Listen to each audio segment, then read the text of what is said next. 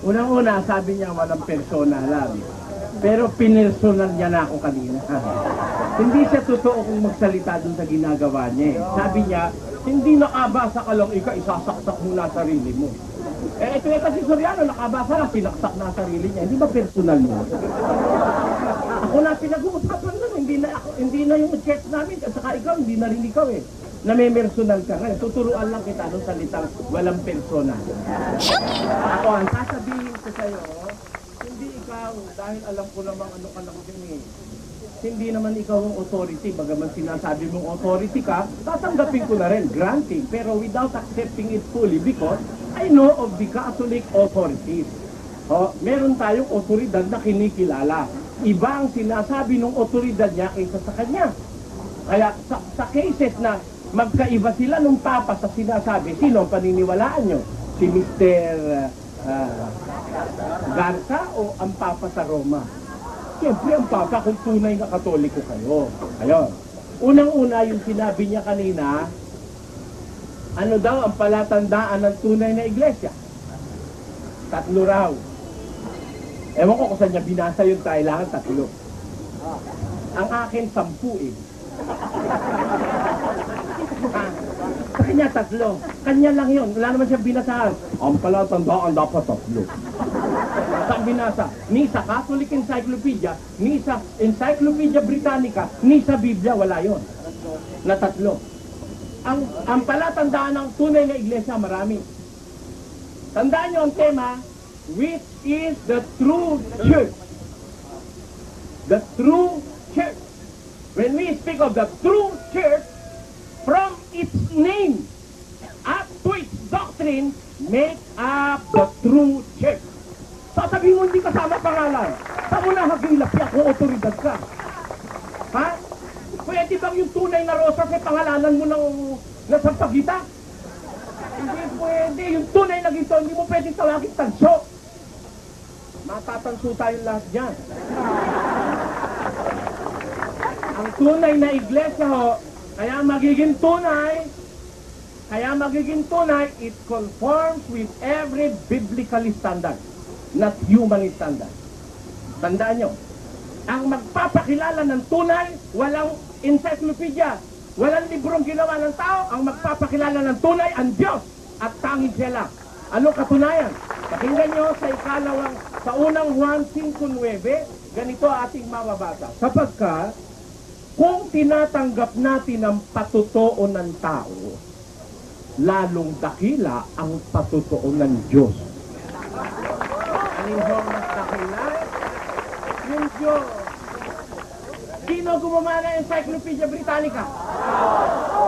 Nung basahin niya ng Iglesia Katolika, traces its origin back to the time of the Apostles. Sino nagsabi doon? Ang Catholic at ang Encyclopedia Britannica ba nagsabi noon? Kung aaminin lang ni Mr. Gracia, Mr. Garza, na misunderstood niya yung binasa niya. According to the Encyclopedia Britannica, the Catholic Church traces its origin from the time of the Apostles. It is not the Encyclopedia Britannica that traces the origin of the Catholic Church from the time of the Apostles, but it is the Roman Catholic Church, the Crown. Sila magsasabi na sila galing pa sa panahon ng mga apostol. Pero lalong magaang sa akin patunayan kung yun, hindi yun ang tunay na iglesia.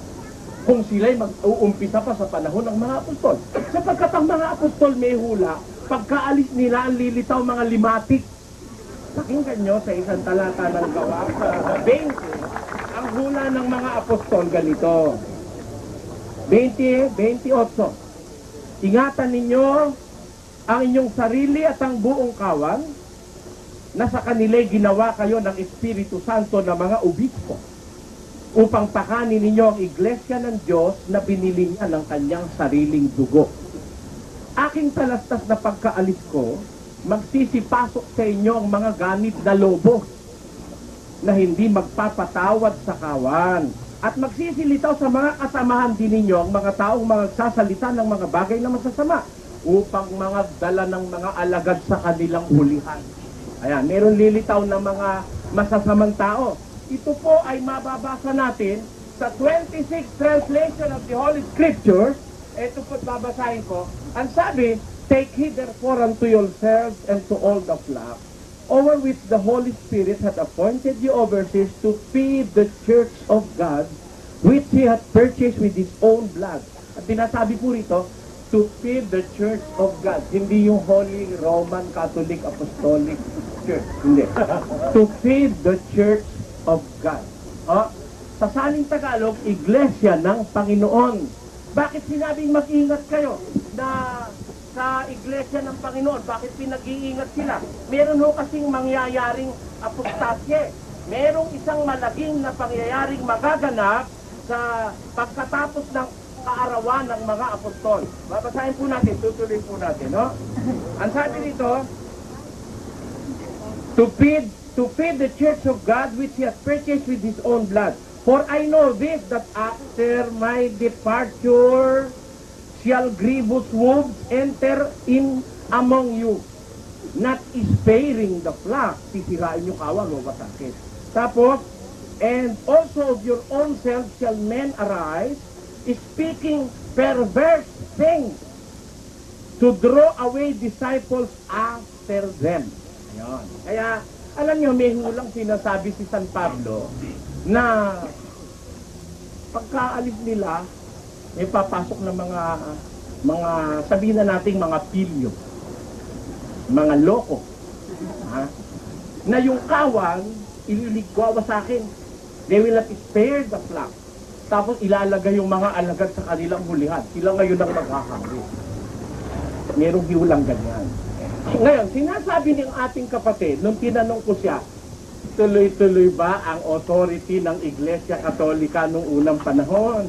Sabi niya, tuloy-tuloy daw mula sa panahon ng mga apostol. Sabi niya pa rito, kailangan maging pumasok ka sa College of the Apostles. Meron palang college ng mga apostles. Ang alam ko, College of Cardinals. Yung nagtitipon sa Sistine Chapel pag nawawala ng Papa. Pero yung College of the Apostles, asan sa Biblia yung College of the Apostles? Meron ba nun? College of the Apostles? Basahin mo, kapatid. Kahit saan mo basahin Biblia, at napapayag ako, basta sa Biblia mo lang basahin. Kasi yung mga apostol, ang sabi sa Biblia, tinan ninyo ang kanilang kalagayan. 4:13 ng Gawa. Nang makita nga nila ang katapangan ni Pedro at ni Juan, at pagkatalastas na sila'y mga taong walang pinag-aralan at mga mangmang, ay nangagtaka sila. At napagkilala nila na sila'y nakakasama ni Jesus. Therefore, di pala umatin ng college yung mga ko. Walang pinag-aralan, mga mangmang may college. Ni elementary nga, wala eh. Ayun ang mahirap pag walang Biblia eh. Maloloko na tayo. Lahat ng magkukwento, pwede na ikwento. Bakit? Eh, walang Biblia eh. Walang standard of true basis of faith. Ngayon, gusto ko lang na huwag pong mailigaw ang kapwa ko. Ano? Huwag kayong maniwala doon sa sinasabing kailangan ikaw ang tunay na iglesia malaman kung sino ang nagtatag, kailan itinatag, at saan napatatag. Yan ang kanyang tatlo. Ako naman, ang tunay na iglesia, kailangan patunayang buo ng Biblia, mula pangalan, hanggang doktrina, hanggang mga aral, hanggang sa lahat ng kanyang mga aral. Kung pwede mo bang patunayan yung tunay na hindi mo kukunin yung aral? Ano yun? Sabihin mo man tunay ka tunay. Pagtapos pag pinasok kita ang aral mo, puro aral ng demonyo, paano mangyayari yung sa Diyos? Naniniwala ba kayo na mayroong mga aral ng demonyo? Pakinggan nyo. Sabi ng mga apostol, pagkatapos nila, dapat alamin mo ito na sa mga huling araw nung panahon mga apostol. Pinaalam kay Timoteo, buhay pa si Timoteo noon, magaganap na ito, na ang iba'y magsisitalikod sa pananampalataya, mga kikinig sa mga espiritong mapanghikayat at sa mga aral ng mga demonyo, sa pamamagitan ng pagpapaimbabaw ng mga tao na nagsisipagsalita ng kasinungalingan, na hinirohan ng kanilang sariling budhi na waring bakal na nagbabaga, na ipinagbabawal ang pag-aasawa, at ipinag-uutos na lumayo sa mga lamang hati. na nilalang ng Diyos upang tanggapin na may pagpapasalamat ng mga nagsisampalataya at nakakaalam ng katotohanan. Ito ang hula ni Pablo. Meron tatalikod sa pananampalataya ang gagawin, mga aral ng mga demonyo. Ano yung mga ipangangaral nila? Meron silang kakanlungan. Ipagbabawal nila ang pag-aasawa. At ipag-uutos lumayo sa karne o sa lamang. Sa kasaysayan ng religion, if you have to read the history of religion, aling iglesia ang kauna-unahang kinatuparan nun na nagbabawal ng mag-asawa? Ayan. At lumalayo sa lamangkate, yung bihilya. Ha? Ayan ang dapat nating maintindihan. Eto, ang kauna-unahang batas sa pagpapairal ng di pag-aasawa ng pari ay pinagtibay sa kapulungan ng Elvira, Canon 33, sa Espanya noong 300 taon humigit kumulang. Ang mga obispo, mga parit, mga diakono ay tinitiwala kapag sila'y namuhay na may asawa at nagkaanak pagkatapos na maordinahan. Ang ganyang uri ng batas ay pinagtibay ng kapulungan Romano sa ilalim ni Papa Siricius 384-399 AD na sumulat sa Espanya at sa Afrika upang ipatupad ang utos. Ilang taon pagkatapos, si Papa Inocencio I, 402 to 417 ay sumulat ng gayon din kina Obispo Victricius ng Rouen at Exuparius ng Tulog.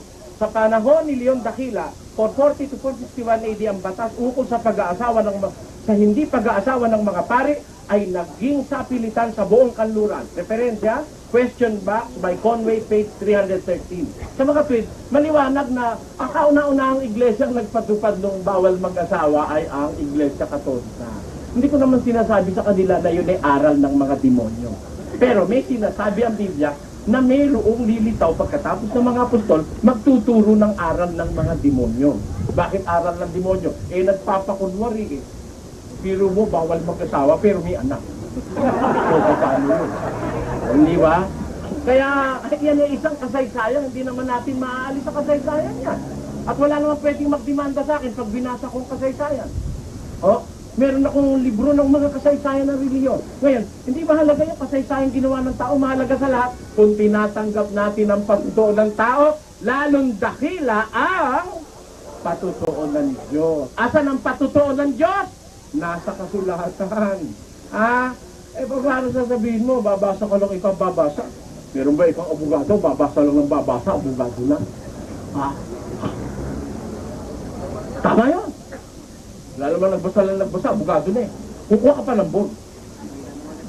Kaninong standard yun? Standard ng gobyerno yun.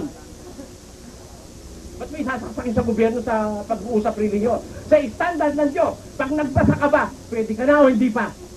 Basa, sa 1:3 ng mga Apokalipsis. Pakinggan mo. Mapalad, blessed, mapalad ang bumabasa. Siya walang kwenta bumabasa. Magkaiba, no? Mapalad ang bumabasa at ang nangakikinig ng mga salita ng hula at nagsisitupad ng mga bagay na nangasusulat doon. Ano requirement para maging mapalad ka? Bumasa, pakinggan, tuparin. Pag tinupad ko, dibawa, nandito ako sa Pilipinas, tinupad ko yung nabasa ko. Sapat na ba yan o hindi? Baka ulit, pakinggan nyo kung sapat. At binuka ni Pedro ang kanyang bibig at sinabi, si Pedro may sabi hindi siya. Ano sabi ni Pedro? Tunay ngang natatalastas ko na hindi nagtatangi ang Diyos ng mga tao. God is not a respecter of persons. Kundi sa bawat bansa siya na may takot sa kanya at gumagawa ng katwiran at pumasok sa kalis ng mga apostol. Ay, wala pala yun eh. Wala yun. Uulitin ko basa ho. Uulitin ko basa. Ang sabi ni Pedro, tunay nga natatalastas ko, hindi nagtatangi ang Diyos ng mga tao, kundi sa bawat bansa, hindi sa Roma lang, sa bawat bansa, siya na natatakot sa Kanya at gumagawa ng katwiran ay katanggap-tanggap sa Kanya. Tinatanggap o hindi? 5 minutes na. May takot ka lang sa Diyos at gumagawa ka ng katwiran tatanggapin ka niya. Alin yung katwirang gagawin mo para matanggap ka ng Diyos? Katwiran ng tao? Pakinggan nyo sa Roma 1:16-17. Sapagkat hindi ko ikinahihiya ang ebanghelyo, sapagkat siyang kapangyarihan ng Diyos sa ikaliligtas ng bawat sumasampalataya, unay sa Hudyo, gayon din sa Grego. Sapagkat dito sa ebanghelyo, nahahayag ang katwiran ng Diyos mula sa pananampalataya hanggang sa pananampalataya. Aling katwiran ang gagawin? Ang ebanghelyo. Sapat na ba ito, mga kapatid, para maligtas tayo at maging dapat sa Diyos? Pag may nagsabing kulang ito, hindi sa Diyos yun. Antikristo yun. Anti-Diyos yun. Anti-apostol yun. Yun ang sa demonyo. Yung pag nagsabi hindi sapat ito. Saan ka makakakita lang talata sa Biblia, sinabi ng Diyos, hindi sapat yung ebanghelyo para maligtas kayo. Yun nga, ebanghelyo, magandang balita ng kaligtasan eh. So, paano hindi magiging sapat yan? Pakinggan nyo ang katunayan. Sabi ni Pablo, ngayon ipinatatalastas ko sa inyo, mga kapatid, ang ebanghelyo, walang kasaysayan, walang word history, walang botanikan. Ang ebanghelyo na sa inyo aking ipinangaral, na inyo naman tinanggap, na inyo naman pinananatilihan, sa pamamagitan naman ito'y ligtas kayo! Sapat o hindi? Napakalapas tama naman ang taong ayaw kumilala rito. That's 3 minutes. Kaya, ang masasabi natin, mga kapatid, basahin natin sa Biblia Katoliko, baka hindi naman sapat sa Biblia Katoliko. Pero kung naniniwala, pareho lang naman yan. Pakinggan nyo sa Biblia Katoliko. May pirma ni Cardinal Santos, Archiepus Manilensis. Ito sabi, ipinaalala ko sa inyo, mga kapatid, ang ebanghelyong ipinangaral ko sa inyo, na inyong tinanggap at pinananatilihan. Dahil dito, ay maliligtas kayo. Kita nyo? O, maliligtas ba? Kung, meron ka pala, meron ka doon. Kung tutuparin ninyo ang aking ipinahayag, maliban na kung naging walang kabuluhan ng inyong pananampalataya. Ayun. Sapat naman pala to, tuparin mo lang. Nabasa mo, tuparin mo lang, hindi na kailangan ng College of the Apostles na pasukin mo para matanggap ka ng Diyos. Hirap na ito, paano yung wala pang matrikula? Ang college mo may matrikula, ang mahal-mahal pa. Paano wala pang matrikula, wala na kaligtasan? Pambihira naman. Wala naman ganun eh. Ang hirap tayo, gagawa tayo ng sarili natin standard. Tapos, ang tanong ko ulit, nung ang Iglesia Katolika ba, nung ang Iglesia itinatagba ng Diyos sa pamamagitan ni Kristo, narito pa si Kristo sa lupa, yun ba'y Katoliko o yun ba'y laganap? Laganap o hindi? Noon bang hindi pa laganap? Hindi pa totoo yung Iglesia na yan o totoo na? Sabihin mo pag hindi laganap eh, hindi pa Diyos. Last 2 minutes. Siya rin ang kumakain ng kanya sinabi. Ha? Alin ang tunay? Si Kristo nagtatag o ang Diyos? Hanggang pumalik si Kristo sa langit na nagtatag, laganap na ba o hindi pa? Hindi, 500 lang ang miyembro mahigit eh. Ha? Tapos nung makapalik siya sa langit, nadagdagan ng 3,000 sa araw ng Pentecostes. Pagkatapos inintay pang matawag si Pablo para lumaganap sa mga hintil, pero hindi rin nakarating sa Pilipinas noon. Sa nakatwid, hanggang noong 1521, na pumarito si Idi Magallanes dito, hanggang noon ang Katoliko, hindi pa rin totoo dahil wala pa sa Pilipinas. Kung ang kailangan ay laganap agad, ha? Mali yan. 1 minute na lang po. Yun po ang ating masasabi dyan. Kaya, alam nyo, huwag kayong papadaya, mga kapatid. Mas maganda, tandaan nyo, kung tinatanggap natin ang patutuo ng tao, lalong dakila ang patutuo ng Diyos. Huwag niyong kakalimutan yun. At ang Diyos kung magpatutuo, nasa Biblia ang patutuo, wala sa mga kasaysayang ginawa ng tao. Mamaya, patunayan natin sa kanya kung reliable lahat yung pinagbabasa niya kasaysayan na yan. Reliable ba yan? Yun lang cry of balintawak, 2 peche. Dito na lang sa Pilipinas yun, ha? Hindi mo maalam kung alin ang tamang pecha ron. Cry of balintawak lang. Yan pang 217 AD, babasahin mo sa akin? Bagay, maganda yan. Napatunayan ko, 217 AD pa lang, may anti-pope na, anti-Kristo. Di napatid na napatid. Yun, maraming salamat po.